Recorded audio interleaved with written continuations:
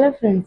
कौन आप जानते पोक्सो कौन आ पोक्सो सेक्शन कौन पोक्सो कौन कौन पनिशमेंट रही पोक्सोर फुल फॉर्म होची protection of children of sexual offences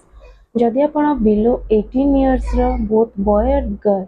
दुई जन भितर क्या भी एमती सेक्सुअल ऑफेंस माने होची बा रेप होची बा किछि भी होची बिलो 18 इयर तांको मन को पोक्सो एक्ट वाइज पनिशमेंट मिलता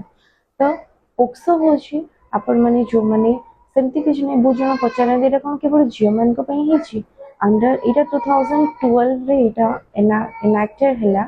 किंतु एटा under 18 both girl and boy को पई हिची तो पोक्सो एमती भी किछि भूल करन नै जो माने अंडर 18 द झियो मान को भी भगे कि नै जाउछन्ती सेमान को भी पोक्सो एक्ट लागि थाए आ ता पई 20 वर्ष रो जेल दंड भी रही छि तो सेमती किसी भूल करंतुनी आ जदि एमती किसी लीगल वीडियोस चाहते ताले मो चैनल को लाइक शेयर एंड सब्सक्राइब करंतु।